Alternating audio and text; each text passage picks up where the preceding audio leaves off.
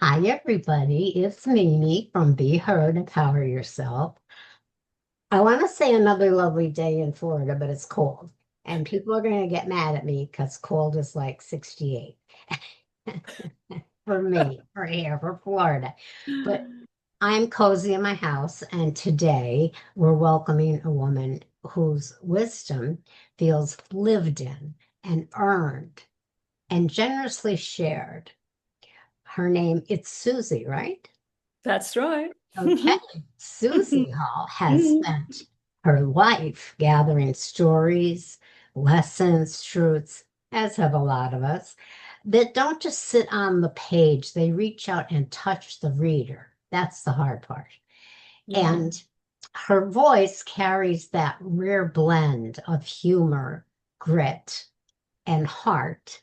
And her Mm. perspective invites us to slow down, listen, and reflect on what really matters. I relate to this because I hope that's how I write. And welcome. Glad to see you, Sally. How are you?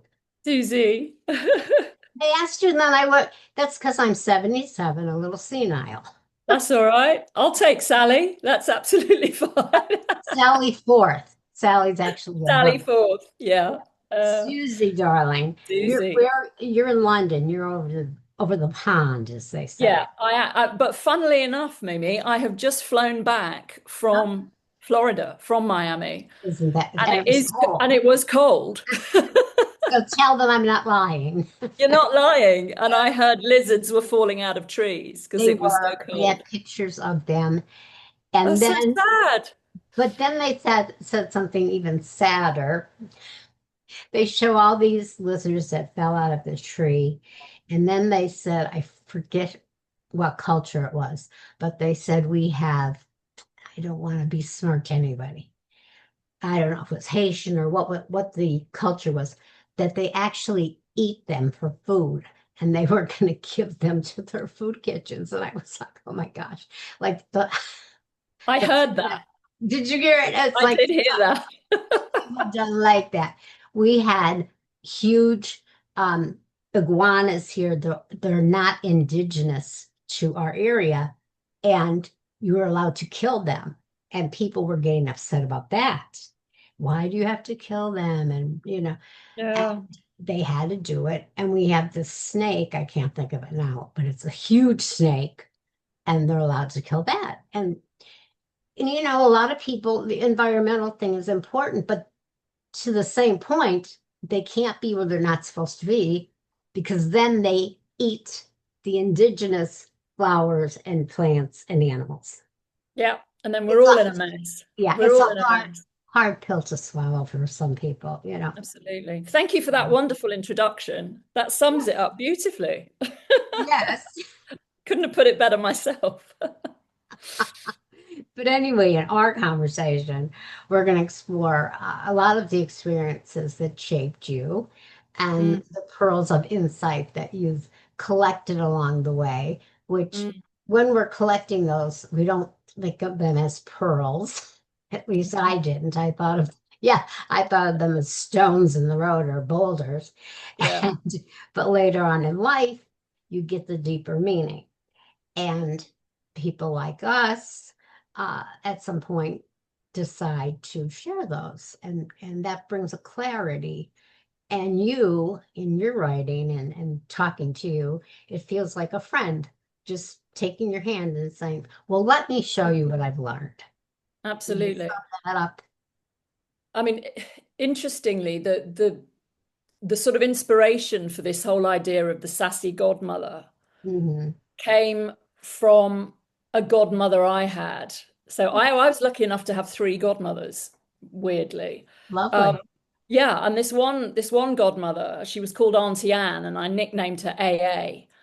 Ah, And she was a fantastic influence in yeah. my life. She passed away about 3 years ago now. Hmm. But it left me with something that I think women, young women, well, women, I mean, the book's, 20s to 40s and beyond. But for me, I just think it's really important for younger women to have an older woman in their lives who can be not necessarily even a role model, but just a non-judgmental older woman who isn't your mother, because there are things you can't talk to your mother about, right?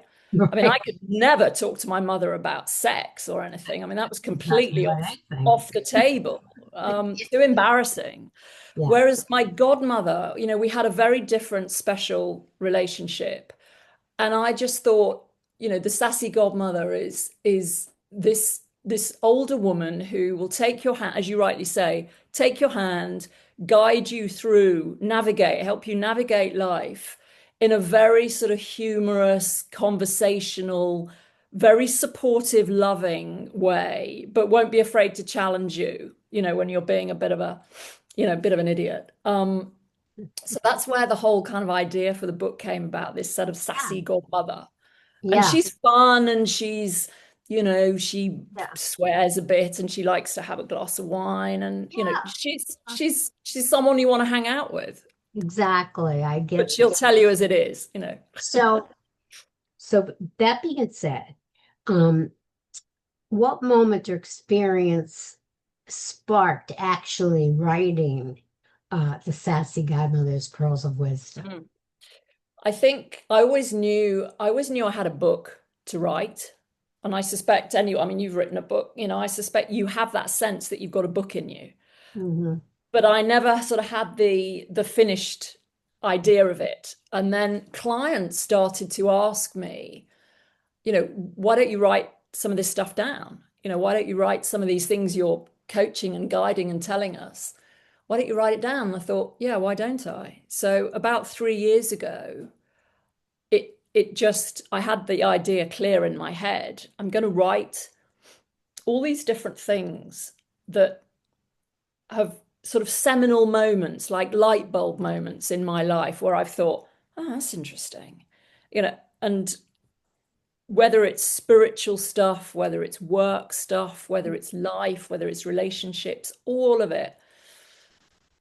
It was 3 years ago, just over 3 years ago, it suddenly came to me and I thought, right, let's get on with it. And actually, because it was all lived experience, it wasn't actually that hard to write it, because it was coming very much from my heart and from my experience Yeah. and humorous stories. I mean, Mhm. some of the sort of complete mess ups that I've made and mistakes I've made, I can put them in with humor and look back on them and think, you know, what was I thinking? If Exactly. someone reads it and goes, oh, I could have fallen into that trap, actually, maybe I'll rethink that. If I can Mhm. help someone avoid a banana skin, then, that's great. Well, I married one man twice, so so I can relate to this. Seemed perfectly reasonable at the time. It always does. But it does, and the old saying, what is it, that a tiger doesn't change its stripes? You know, Right. and Yep. because it had been 10 years, and I thought I was Liz Taylor or Natalie Wood, who, as you Yes, know, but we'll married. do it again. They did it again to disastrous results.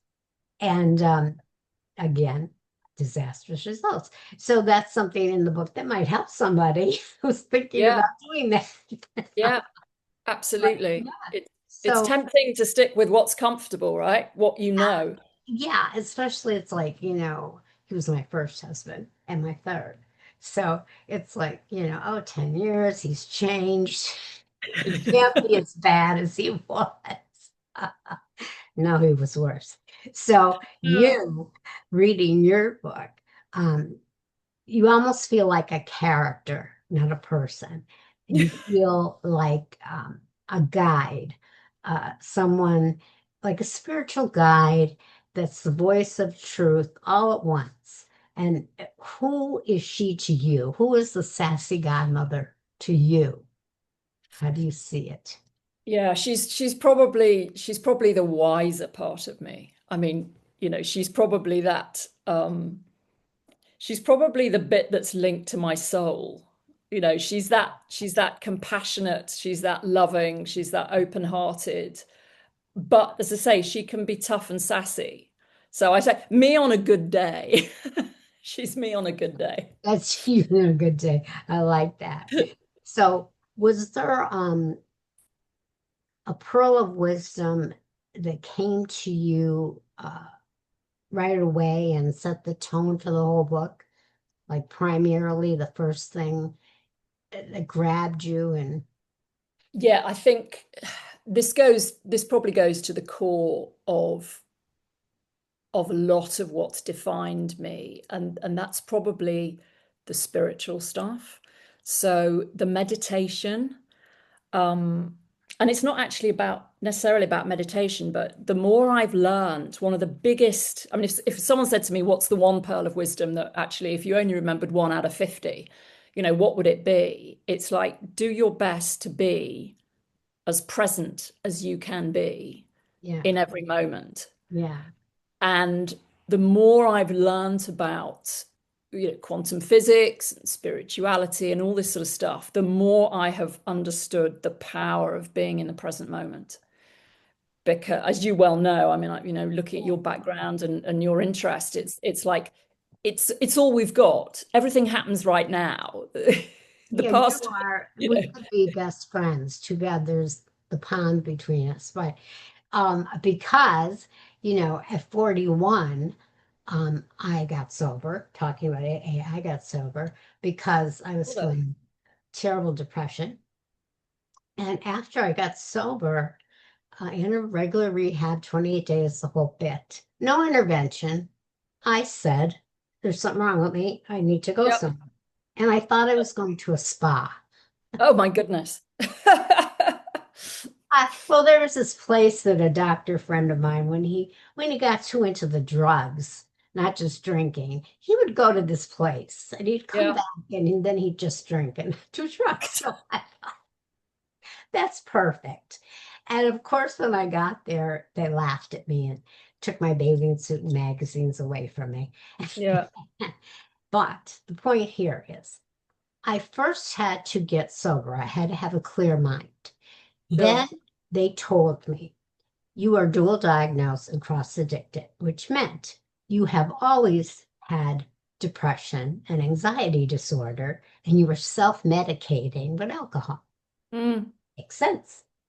And then, of course, that made your depression worse, which how would I know? And now that you're sober, you need to do a lot of work Mm. because you have a lot of family of origin stuff, you have a lot of trauma, three husbands. So, you have to do a lot of work, which I did. And Mm. I was in constant counseling well, I still am in counseling. I Mm. took a break, but always. And it was individual, it was group. I actually went away another two times. One for eating issues, because a lot of people, when they get sober, start overeating. Yeah, well, it's something else, isn't it? It's like there's got to be something you do. Yeah, so So you you give up twist. one thing, you start Yeah, something else. and sugar's easy. Yeah. Candy, that's easy. So I worked on more issues there. And then I was 5 years sober. I got depressed. And I went to the Karen Foundation, who has a wonderful family of origin program. It's only 5 days. They only take five people at a time. That's Right. amazing because you're going to do role playing. Okay. So you're going to have somebody be your father and somebody else be you. And it was intense. The I stuff bet. was very, but it was wonderful. So I bring that up because, okay, sober, then the psychological part. Now I'm ready for the spiritual, Yeah. like you. I would have never gotten there if I didn't get sober because my mind wouldn't be Of clear. course.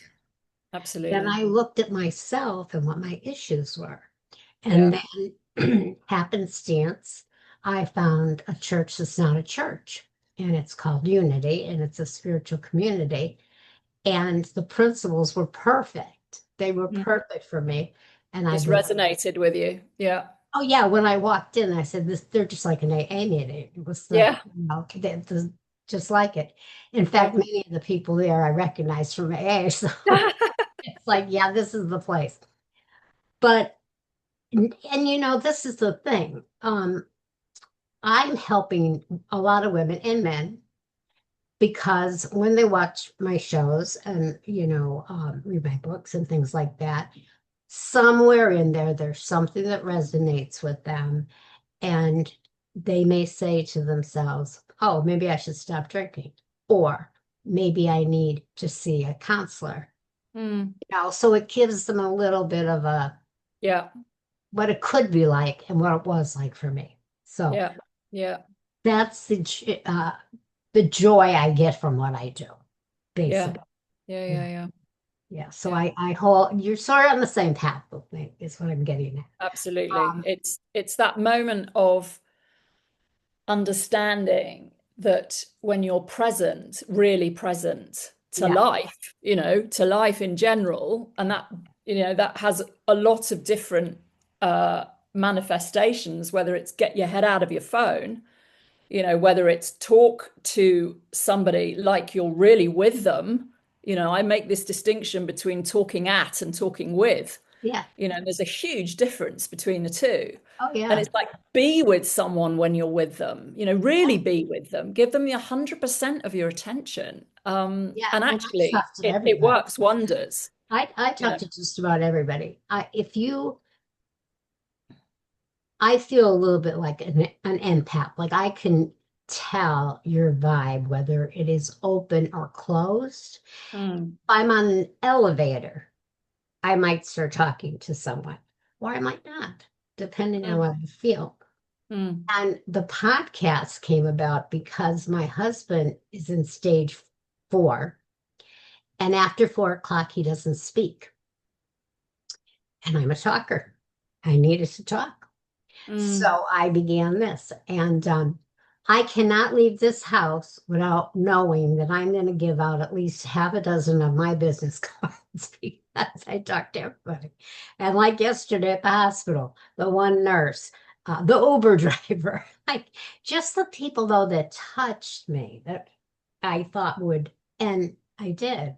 And so all those steps I went through, all the pain and all the loneliness and darkness was to find my mission in life. And my mission in life is what I'm doing today. Yeah, sometimes you have to go right down to the bottom. I mean, they talk about the dark night of the soul, right? Sometimes Yes. you have to go into an unholy black mess in Yes. order to actually come out the other side and find it out what it is you're here to do, or what That's really brings you joy. yeah. When I finally found the right husband and everything was good and there was money and there was happiness and there was everything, and I went into depression, that was my soul saying, honey, you got to go a little deeper. You know, Yes. you got to go a little deeper. And I It's did. about you, Yeah. actually. It's Yeah. all everything starts with, I mean, chapter one in my book, the first pearl is it starts with you. The Yes. everything starts with you, how you view yourself, how you treat yourself, how you talk to yourself, and the relationship that you have with yourself, it will define everything. So all the other external stuff in the world, I Hmm. mean, yes, you can have great relationships with people, but if you're still troubled and you know, Yeah. Don't like struggling, yourself. Yeah. The hardest thing it's to learn is going to that. impact. It's going to Yeah. The impact stuff that on exists. everything. Yeah. Yes. And that's just it. You see like people, stars, movies and accolades and beautiful partners and lovely lives. And then you read they killed themselves or they overdosed on drugs. Many, many, many. The list is endless. And, Yeah. I'm a little bit of age, so I can go back to the 60s with that happening. And not, of course, not understanding it then as a teenager. Like, Yeah. you have everything. How could you do that? But as you said, it's all about you. You have to work on inside of you and what is your demon? Yes. What's your demon? So, and Yeah. that's why, raised by wolves, trapped by demons. So Yeah. It's I a great thank, title of a book. thank, Yeah. I should go Yeah. into business for that. Everybody tells me my books have great titles, but my parents weren't good parents. I had a narcissist for a mother, an alcoholic for a father. And I basically, oldest of four children, raised my siblings from age 5 Mm, because my mother worked during the day and my father worked during the night. And there was yeah. this hour in between where I no mean, one just helped. think about what that does. You Mhm. know, it it Mhm. it's and again, parents, there's no manual for bringing up kids. We all do our best, but again, there's a chapter in the book about this. And I won't drop an F-bomb on your podcast, but That's fine. there's a great poem by Philip Larkin, where he says, they F you up, your mom and dad. They don't Yes, they mean to, but they do. do. And They it's did. it's Yeah, they you didn't think can't it was help but cool. suck up their Yeah, stuff, they then you have to didn't think deal with that it. hour was going to be, a big deal. But I'm taking care of, well, at 5, I had my brother that was a year younger than me. And then at 10, I had my sister that was a baby and my brother that was a year younger. And Yeah. then at 15, I had a brother that was um, 5. Okay. So there were points in my life, but my mother would always, she went to work her whole life. And that hour was tough. And before that, like I said, I was first born. When my brother was born, oh gosh, I don't want to get into deep, but my family of origin on my mother's side is fully Italian, and they fight, and then they don't talk for a year. They're Yes. that kind of overly dramatic people. Yes. So when my Joe was going to be born, my brother, supposedly they were all mad at each other and no one to take care of, uh, not Joe, when Matthew was going to be born. Joe was my year younger. Joe and I, 5 and 4. So Matthew was going to be born. And at that time, if you're having a boy, they would keep you a couple days, and they didn't know if it was going to be a boy or not in those days. But my father took us to an orphanage because he had no one to watch us and he had to go to work. And he Oh my didn't, word. I mean, right there, the trauma of that. Yeah, that alone. I mean, It's that alone is enough low. to Yeah. And when to we got, really screw things up, right? unbelievable. And when we got there, they separated the boys from the girls. So they took my brother away. Yeah, my goodness. I mean, it says it's not really, I don't know if I should say this or not, but it's almost like the concentration camps when they, separated families, that kind of feeling like, am I ever going to see you again? That's And hugely traumatic. And then you spend the rest of your life trying to unravel all this. And this You is know, why I'm a control freak. This is why I'm a yeah. caretaker, you know.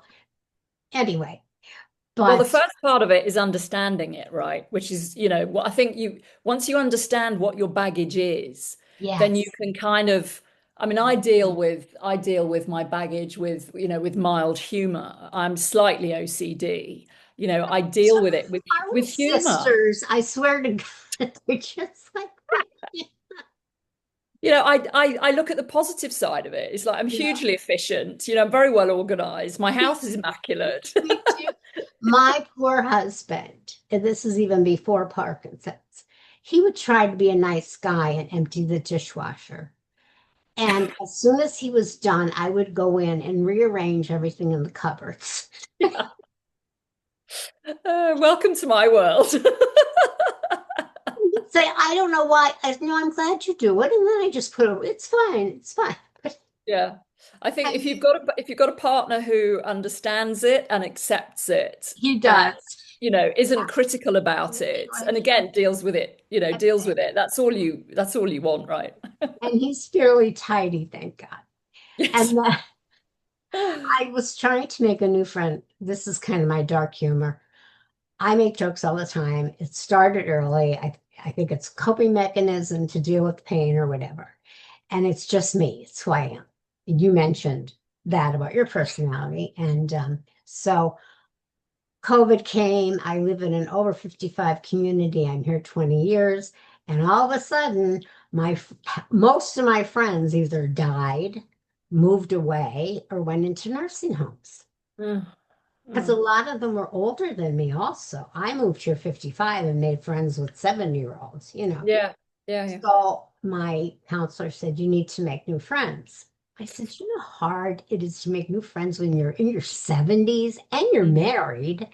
You can't Mm. like just go out with the girls. So I'm trying to make new friends. So I made a friend a few weeks ago. And she was like, I don't know if it's gonna work. So she called my other friend and she said, oh, there's just one thing I don't like about Mimi. And my friend Bibi said, what's that?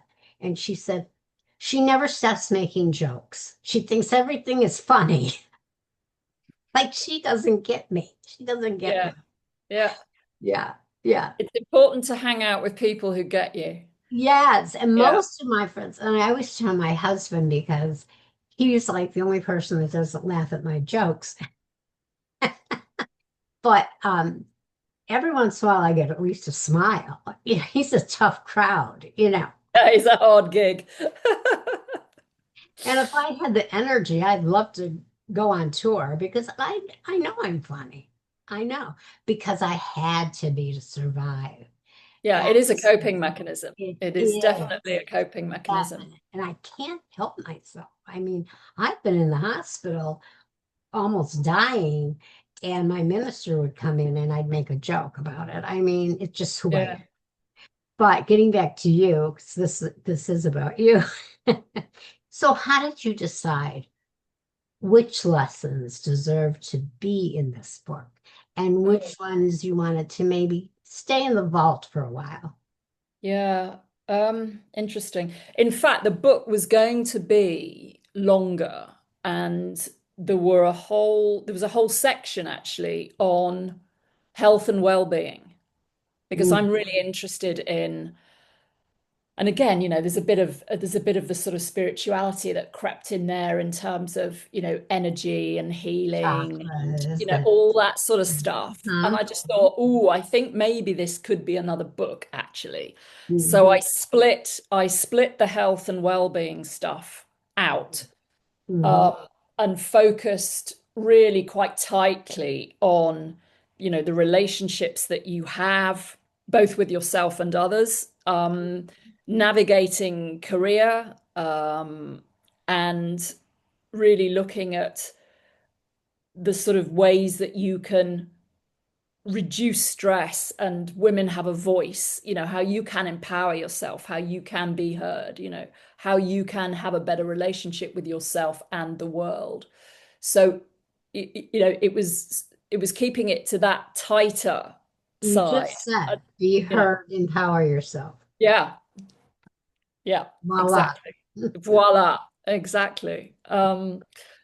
A lot of my earlier career was spent helping people, and I used to call myself the impact coach because it was about helping people communicate, speak in public, Mhm, pitch stuff, mhm. speak at conferences, whatever, and any kind of communication really. So I'm very invested in helping, particularly women have a voice because of again, one of the topics that's very dear to my heart after the whole being present thing is we need feminine energy now to Oh my be God.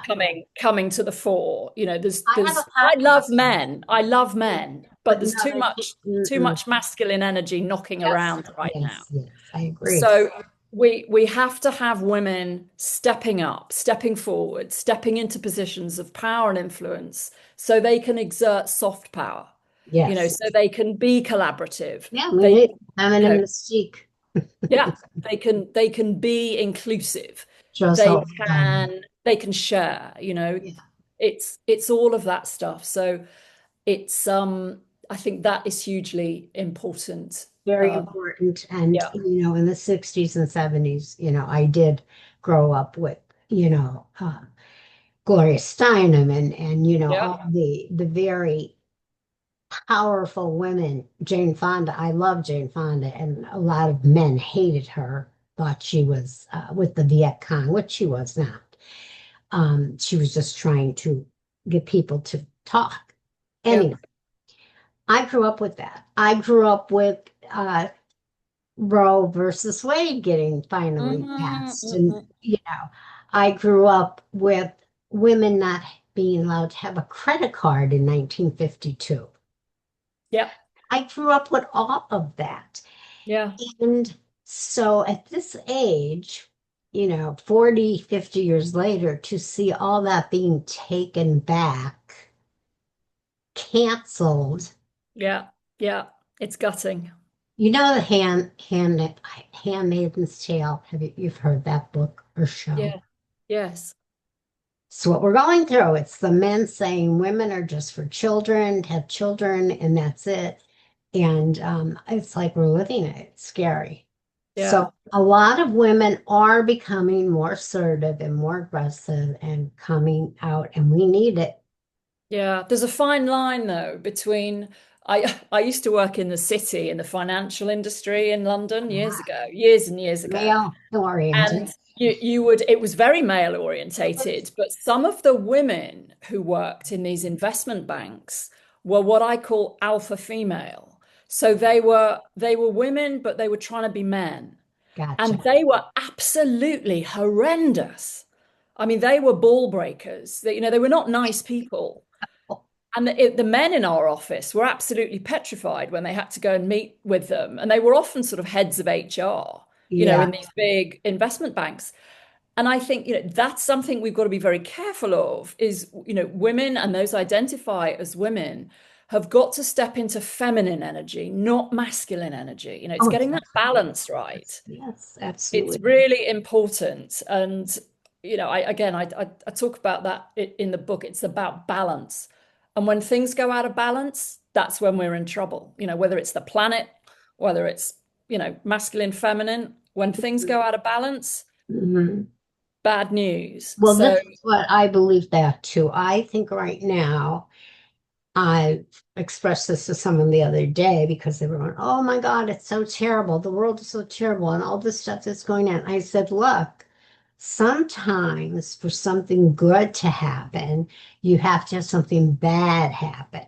So yeah, I feel there's this rumbling and this earthquake type thing coming, and everything's got to get turned upside down yeah, before right side up. So yeah, that's where I'm keeping my head. absolutely. And you can only do, well, I love the idea of, you just keep your little corner of the world tidy and nice and compassionate and loving. And, if everyone does their little corner of the world, Yeah. we'd be in a much better place. But we can all do our part. And, the fact that we are, I mean, whatever your beliefs, but, we are all connected, whether we like it or not. Yeah. Everything's made of energy and we're all connected. So what we do affects everybody, and Yeah. I think some of us are gradually starting to wake up to that fact. And my little joke to myself is like, there's a lot of religions, but nobody really knows the truth until your life is gone. And maybe you don't even know then. But the joke will be when you're gone, you find out that everybody that had the different God, it was all the same. Well, it's interesting because if you actually study some of the major religions and you go right back to it, a lot of them are saying the same stuff. Love each other, be good to Yeah, each other. They're yeah, not saying, these terroristic people that act like they're doing religious things. They're not, because when you go and look in their religious books, you don't see go kill people. You don't see that in there. So yes, it's a hard world to maneuver these days. Let me mm, ask you this. Have you ever sat down with someone like myself that's a caregiver and gave them some advice on how to take care of themselves and not because I am a caretaker all my life. So it's really yeah, uh, yeah, a yeah, trap. It could be a trap again. Do you ever yeah. counsel anybody on that? Oh 'Cause yeah, and having been through both parents with dementia, I had, and I'm an only child, so I had to kind of navigate that journey, which was interesting. And I remember at home when I was at my parents' house, and we had the community nurse came round, and I got my dad was on Alzheimer's journey, probably slower than my mother, but my mother went downhill very quickly. Yeah. And the caregiver turned to me and she said, the nurse, sorry, turned to me and she said, and how, Susie, how are you doing? And I just burst into tears. I just No one ever absolutely, asked you, no probably. one ever asks you, and you don't, as that person, you don't want to let the side down. You don't want to show that you're weak. You don't want to, you don't want to talk to your friends about it because you think they'll get bored of me chatting. So I think the lessons that came out of that are you have to be good selfish, what I call good selfish. You have to nourish yourself both physically, and spiritually. You have to nourish yourself. Otherwise, if you're empty, you're no good to anyone. Uh, So if someone thinks you're being selfish by looking after yourself, you've got to have very, very strong sort of boundaries and ethics for yourself around I have to care for myself. I have to oh, yeah. sleep. I have to eat. I Yes. have to look after myself, and then I'm going to be better resourced to look after whoever it is I'm caring for. I Um, go away once in a while, which so that, yeah, exactly. You've got to do what you've got to do to the feed your in-laws don't soul. like that. You know, Feed your soul, feed your body. yeah, but the people that aren't caregivers and they are not here to see day-to-day life, Mm. They probably don't get that. they don't get it. And it's Yeah. like my name would come up. Oh, she's off on a cruise. Yeah. Yeah. Yes, I'm off on a cruise, and one of our daughters is with my husband. Yes. Okay, so I look at that as him Yeah. getting nice time with a daughter and me getting Absolutely. a rest. And Absolutely. I had to finally just cut off. I don't even talk to them. I used to keep them updated. I don't even bother. Yeah. And they don't call me. No. No, they'll call him, Yeah. Yeah. and Yeah. he's stage 4. And they'll say, "How are you?" And he'll say, "Oh, I'm good." Yeah. What do they think he's good? You know, It's extraordinary. it's Again, choose your friends wisely yeah. and But be, you can't pick you your know, family. yeah, absolutely. But I think it's so important that, but again, particularly women, because, in our DNA, deep down in our DNA, there is this absolute desire to be a carer, to look after Yeah, it's everybody built before in. yourself. There's Yeah, something built in. it's built And in. one of the things I'm going to be talking about when I get on stage soon, starting to talk about this stuff, Oh, is women are fighting a lot of battles. We're fighting our own DNA. We're fighting stereotypes that society mhm. unfortunately throw at us. We're fighting a bit of a patriarchy in some ways. Oh, bit. We're fighting quite a lot of stuff, Yes. Yeah. and we have to get over that Yeah. because we have to I in have. order to step up and Mhm. shine. There's a lot of rubbish that we actually have to overcome. Yes, there um is. And you have to be men have strong. the challenges, but I think women have more. Oh, we So do. We do. this idea of caring, putting everybody first before yourself, we've got to ditch that. We've just got to And ditch it. thinking I should be able to do things that I can't. And my husband had Yeah, a hard time getting into bed, and I was literally pushing him into bed, and I tore up my right shoulder and had to get a yeah, shoulder replacement. Okay, all right. And then I already had a bit of a heart problem, and the stress of everything, I now had to get a pacemaker last month. Now, yeah, this is to me is all been aggravated by stress. yeah, Conditions that I already had in a certain way are yeah, being aggravated, and I know that. So when I say to someone, I'm trying to go to Mexico in May and I'm going to have someone stay with Jerry. Don't you dare make a face. yes. Don't Don't judge you me because dare. you don't know what's going on. That's right. I mean, when you're literally hurting your body. Yeah, And the last thing I want to say to you about that is I made a vow to my husband when he was diagnosed 15 years ago. You will never go to a nursing home. I right. promise that. So now he's at the point where he should be in a nursing home because Mm, he can't do anything. But no, I found a program, a lovely program, And he does go there during the day. And he wasn't happy. And he said to me, "You'll love this. I'm doing this for you." Don't lay that on me. And I said, "No, you know what I said? Yes, you are doing it for me. So I get a break. You're doing it Yes. for me." So Oh he's dear. liking it. They have entertainment. They have physical therapy. He likes the food. All his doctors are there. They take complete care of him, pick him up at 9, drop him off at Brilliant. 3. And Uh, then, great. and then at 7, this lovely French girl comes to give him a shower Oh, I bet he loves that. and put him in his pajamas. So when his friends say, "How's Jerry doing?" and I tell them that story, they go, "I Oh, want, I want to be there." Like, that sounds pretty damn good. oh goodness. I mean, women have to ask for help more as But there's well. my sense of humor again, too. Yeah, It's like, absolutely. But we do need to ask for help. We're not great at asking I for help. had to finally do that because the Yeah, alternative now is he doesn't have to go to a nursing home. And I am very proactive because before I retired, I was an independent living skills trainer for disabled people. So I know all about programs and all right. about Yeah, equipment.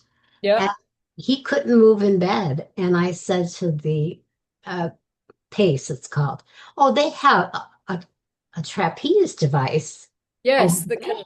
hoist Well, you not up. even Or voice, but that he can hold on to move. okay, to lift him. Yeah, And they told me, "Well, he has to have a hospital bed." I said, "No, we're not getting a hospital bed, and we're going to get one." And they said, "Oh, it's impossible." So I did get one. It's floor mounted. And at first, he's a negative guy. "Oh, it's not going to help. It's not going to help." Well, guess what? The next morning, he gave me a kiss and he said, "That helped me get out of bed to pee, and it helped me turn around in bed. Thank you very right. much." Yeah. And I keep telling him, "I know more than you." Yes. I mean, I'm the smart one. Okay. You just listen to me, Leave it and to me. everything will be okay. But when I want to go to Guadalajara, don't pout. He hates it Yes. to go away. He's very attached. So, is there any pearl of wisdom Mm, that even though you wrote it, you yes. sometimes ignore it? Oh God, I should think there are lots. I mean, I'm human, and I don't have all the answers, and Exactly. I'm messy and imperfect, and Yes. every day's a school day. Yeah. Um, I still will people please. I still will catch It's a myself tough people one. pleasing. It It's is tough. It's a work in progress. I think all I could say to any of your listeners, your viewers is, don't beat yourself up. It's a journey. Yes, it We're is. not perfect. We're not finished. We're never going to be finished. No. We're all messy and imperfect, and that's totally fine. So don't beat yourself up if you catch yourself people pleasing. Just being conscious, and this is where being present comes back. Mhm. Just being conscious of the fact that, oh my God, I just did that, or Yes. oh, I just said that. Actually, if you recognize it, that's the first part of putting it right next time. Yeah. So it's just about being aware. Oh yeah, I could have maybe said that a bit stronger, or I could have been more Yeah. insistent, or I could have said that in a different way.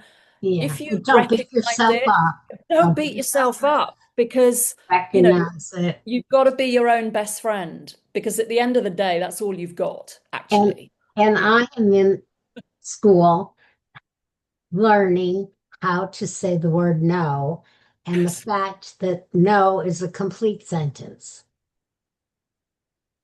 Because I have a little darling of a granddaughter that, "Nana, I need money for gas. Nana, can you send me $10 for a Starbucks?" And that's ridiculous. And my counselor kept saying, "She's 25 years old." Yeah. It's And you're ridiculous. not doing her any favors by No, doing that, no, because she'll never learn to be self-sufficient. and I would be so good for a while, and then I'd relapse Yeah. because she had a baby. She gave me a great grandson. And I said, "How dare you?" Because I don't look old enough to have a great grandson. So conceited, but at least I admit it. But anyway, that factors into it. So I'm working on saying no and knowing that it's a complete sentence. And I have said Yeah. no 3 times already this month. Yay, me. Good for you. Good for you. And as I say, it's I think that's one of the big, it's a real biggie, and it's an ongoing thing.